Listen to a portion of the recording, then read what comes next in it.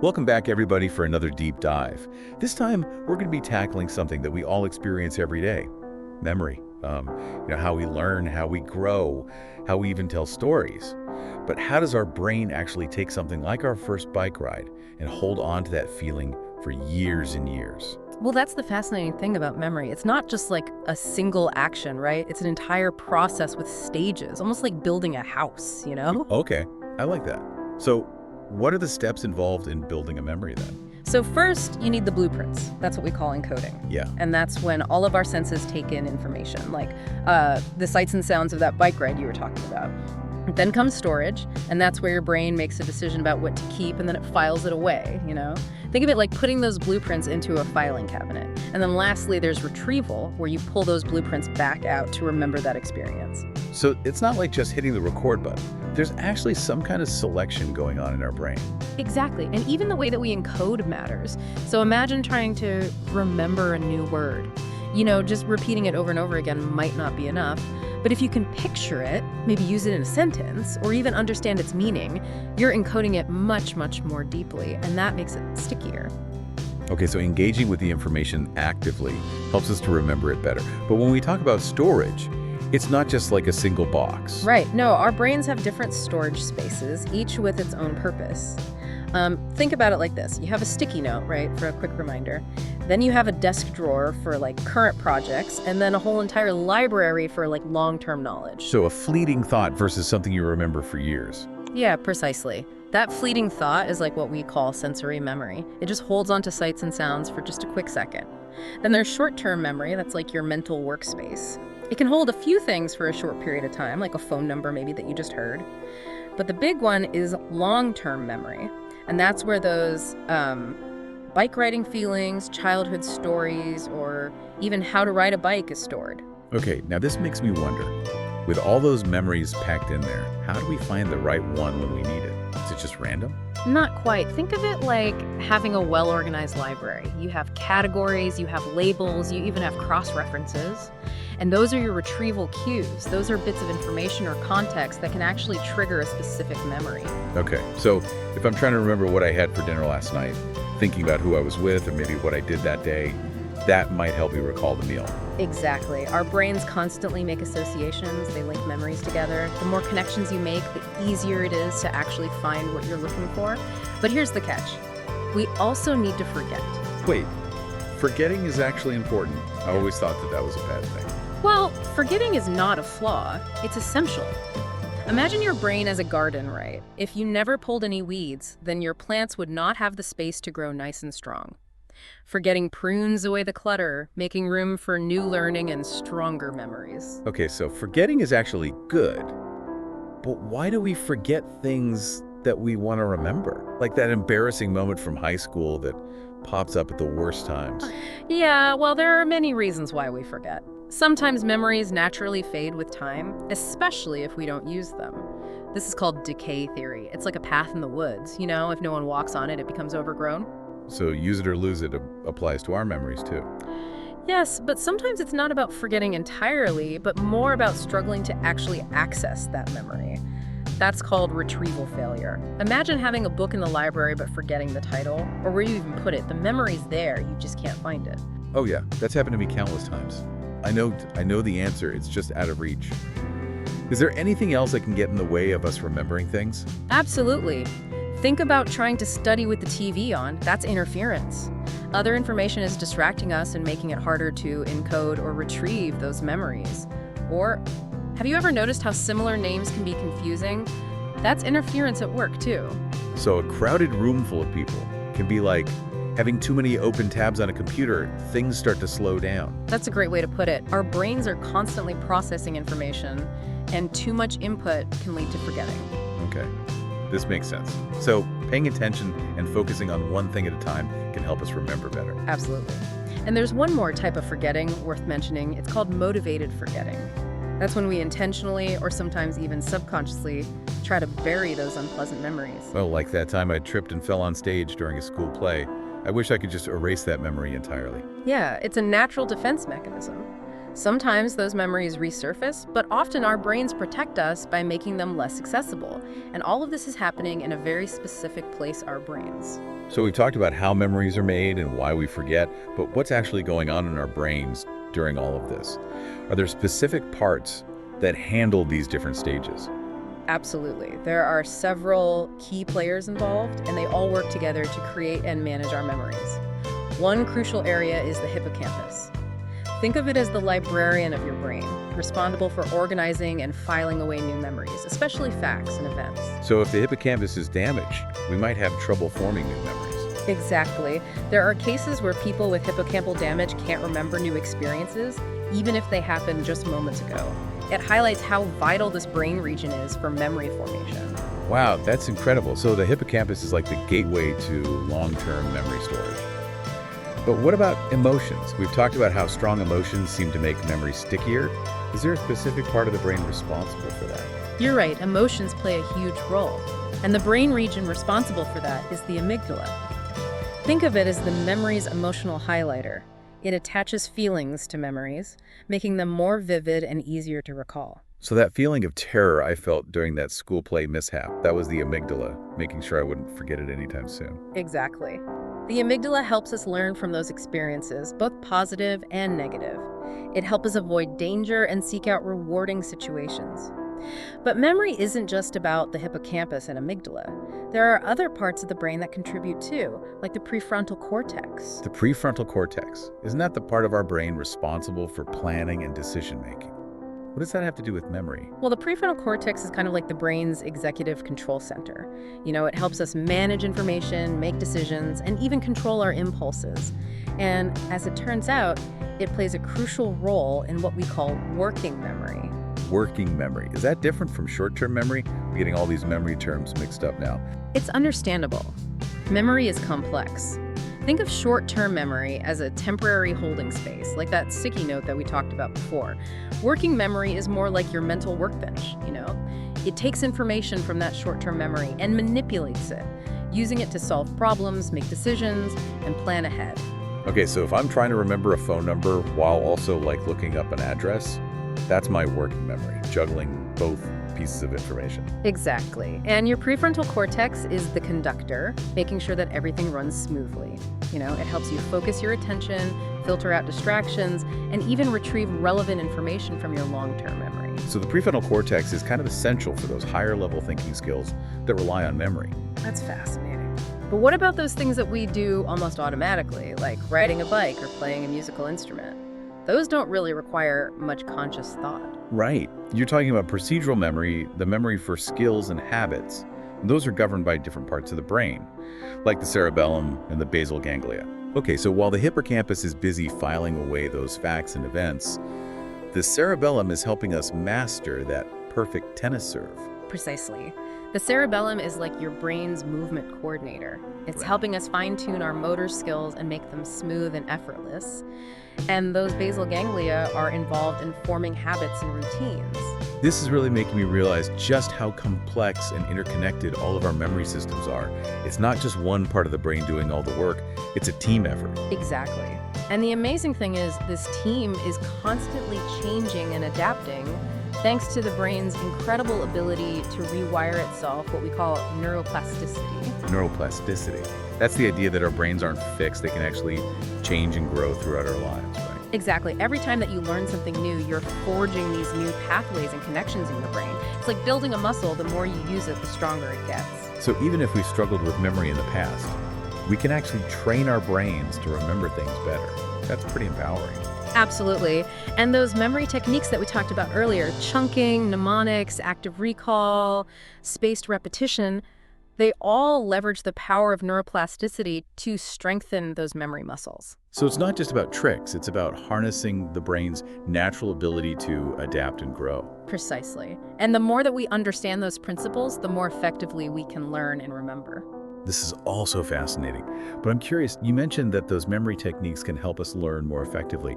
Can you give some specific examples of how we can actually apply them in our daily lives? Of course. Let's start with chunking.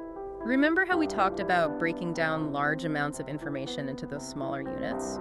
Well, this is especially helpful when trying to remember things like phone numbers, credit card numbers, even long lists of items. So instead of trying to memorize a 10-digit phone number all at once, I could group the digits into smaller chunks, like maybe 3 or 4 at a time. Exactly.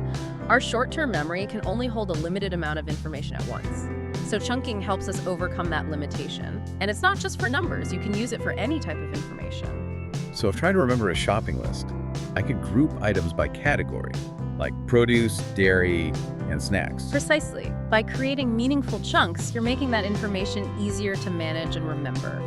And speaking of making information memorable, mnemonics are a fantastic tool. Mnemonics, like those rhymes or acronyms we used to learn in school. Exactly. Mnemonics tap into our brain's natural love for patterns and associations. Take the acronym ROYGBIV. It helps us remember the colors of the rainbow: red, orange, yellow, green, blue, indigo, and violet. Oh yeah, I still use that one. It's amazing how those little memory tricks can stick with you for years.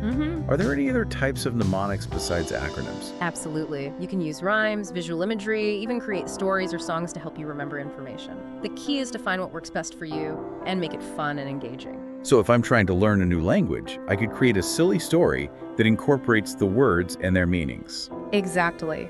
The more creative and personalized the mnemonic, the better. And speaking of engaging with information, active recall is a powerful technique. Active recall. That sounds a bit like putting yourself on the spot. It can feel challenging, but that's a good thing. It means you're forcing your brain to work harder, which leads to stronger memories. It's like lifting weights for your brain. So instead of just passively rereading my notes, I should actively quiz myself on the material. Exactly. Flashcards, self-testing, even trying to explain the concepts to someone else without looking at your notes. These are all forms of active recall. So I'm basically forcing my brain to retrieve the information, which strengthens those neural connections. Precisely. And the more you practice retrieving information, the easier it becomes. And then there's spaced repetition, which takes advantage of the forgetting curve. Spaced repetition. I think I've heard of that, but I'm not entirely sure how it works. It's all about timing. Instead of cramming everything in at once, you space out your study sessions, revisiting the material just as you're about to forget it. So I review the information multiple times, but the intervals between reviews gradually increase. Exactly. It's like giving those memory muscles a regular workout, consistently challenging them to stay strong. And there are many apps and software programs that can help you implement spaced repetition. That's really helpful. So we have all these techniques at our disposal, but are there any other factors that can affect how well we remember things? What about things like diet, exercise, or even our stress levels? You hit on some crucial points. Memory is not just about techniques, it's also influenced by our overall physical and mental well-being. So taking care of my body can also help boost my brain power. That makes sense. What kind of things should we be doing? Well, studies have shown that regular exercise can improve cognitive function, including memory. So those morning jogs aren't just good for my heart, they're also giving my brain a boost. I like the sound of that. Exactly. Exercise increases blood flow to the brain, which delivers essential nutrients and oxygen. It also stimulates the growth of new brain cells and strengthens the connections between existing ones. And what about diet? Are there any specific foods that are good for brain health? I've heard about brain foods, but I'm not sure if that's just hype. A healthy, balanced diet is crucial for overall brain function, including memory. Foods rich in antioxidants, omega-3 fatty acids, and vitamins B and E have all been linked to better cognitive health. So loading up on those fruits, vegetables, fish, nuts, and seeds is a good strategy. Sounds delicious. Absolutely. And don't forget to stay hydrated. Water is essential for all bodily functions, including brain activity. But it's not just about what we put into our bodies, it's also about managing stress. Stress. How does that affect memory? Well, chronic stress can actually damage the hippocampus, the brain region that's so crucial for forming those new memories. So all those late-night study sessions fueled by caffeine and anxiety might actually be counterproductive. That's a bit alarming. It's all about finding balance. It's important to challenge your brain, but also to give it the support it needs to thrive. That means getting enough sleep, managing stress through techniques like exercise or meditation, and just nurturing your overall well-being. This is making me realize that memory is incredibly complex and influenced by so many factors. It's not just about memorizing facts, it's about understanding how our brains work and creating the optimal conditions for learning and remembering. You've got it. And the more we understand about memory, the better equipped we are to maximize our cognitive potential. This has been an incredibly eye-opening discussion so far. We've explored the different stages of memory, the reasons why we forget, and even the powerful impact of lifestyle factors. But we've only just scratched the surface of this fascinating topic. There's still so much more to explore. In the final part of our deep dive, we'll delve into the intriguing connection between memory and emotion, uncover the surprising benefits of forgetting, and even touch on the ethical considerations surrounding those emerging technologies in memory research. I can't wait to dive into that. Stay tuned for the final part of our deep dive into the science of memory. Welcome back, everyone, to the final part of our deep dive into memory. We've covered a lot of ground, from how memories are formed to why we even forget, but I'm really curious about something you mentioned earlier, the connection between memory and emotion. It's like certain memories, especially the really emotionally charged ones, seem to stick with us so vividly. Yeah, that's a great observation. You're right. Emotions play a huge role in how our memories work. Think about it this way. If everything we experience was stored with the same level of intensity, our brains would be completely overloaded with information. It would be like trying to remember, everything, trying to remember something specific, but all these other random memories just keep popping up instead. Exactly. Our brains need a way to prioritize what's truly important. And emotions act as kind of like a highlighter, signaling which memories deserve special attention. So the stronger the emotion, the more likely we are to actually remember the experience. That's the general idea. And it makes sense from an evolutionary perspective too, right? Imagine our ancestors encountering a dangerous animal. The fear that they felt would help them remember that experience really, really vividly and help them avoid similar threats in the future. It's like a built-in survival mechanism. Yeah. But it's not just about negative emotions, right? Positive emotions can also make those memories stickier, right? Absolutely. Think about some of your happiest memories. Those are likely to be just as vivid and as lasting as your negative ones. That's because those positive emotions also trigger a response in the amygdala, that emotional center of the brain, and it ends up reinforcing those memories and making them more accessible. Okay, so those joyful moments, like a wedding day, the birth of a child, or a graduation ceremony, those are worth savoring because they're likely to become those really cherished memories. Exactly. And here's another interesting thing. Our current emotional state can actually influence which memories we retrieve. If you're feeling happy, you're much more likely to recall positive memories. But conversely, if you're feeling sad, those negative memories might surface more readily. It's like our emotions are shaping the way we access and even interpret our past experiences, Yeah. Almost like putting on a different pair of glasses and seeing things from a completely new perspective. That's a great analogy, and this connection between memory and emotion actually has some pretty interesting practical applications. For example, therapists often use techniques like guided imagery or reminiscence therapy to help patients access and process those emotionally charged memories. So by revisiting those memories in a safe and supportive environment, patients can gain new insights and even potentially change how they feel about those experiences. Exactly. It's a way of kind of reframing those memories, perhaps lessening that negative impact that they have on the present. This is making me think about the power of storytelling and how sharing our experiences with others can help us make sense of them and even heal. But let's shift gears just for a moment and talk about something that we often view as negative. Forgetting. We've already established that forgetting is a natural and essential process. But I'm kind of curious to explore some of those benefits that you mentioned earlier. Sure. Well, one of the most significant benefits of forgetting is that it allows our brains to actually focus on what's truly important. Imagine if you remembered every single detail of every single day, right? Your brain would be completely overloaded with information. It would be like trying to find a specific needle in a haystack the size of Mount Everest. Exactly. Forgetting helps us declutter our mental hard drives, making space for those things that matter most. It's almost like hitting the reset button, allowing us to approach each new day with a fresh perspective. Precisely. And forgetting also allows us to adapt to new situations and even learn from our mistakes. If we clung to every single past experience, we might be less willing to try new things or even change our behavior. So in a way, forgetting can actually make us more flexible and even resilient. That's a very counterintuitive but fascinating idea. And it's not just about practicality either. Forgetting also plays a role in creativity. By letting go of old information, our brains are freer to make new connections and come up with those novel ideas. That's incredible. It's like our brains actually need an empty space to imagine and to create. This entire conversation has really been mind-blowing. We've explored the complexities of how memories are even formed, stored, and retrieved. We've challenged this idea that forgetting is simply a failure, and even uncovered its hidden benefits. And we delved into the fascinating connection between memory and emotion.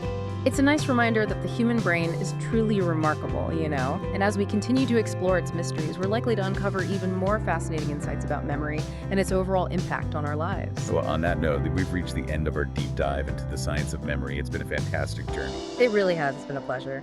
We hope you've enjoyed learning about the incredible power of memory and the importance of forgetting. Remember, your brain is constantly changing and adapting, so keep challenging it, keep learning, and keep exploring the world around you. Thanks for joining us.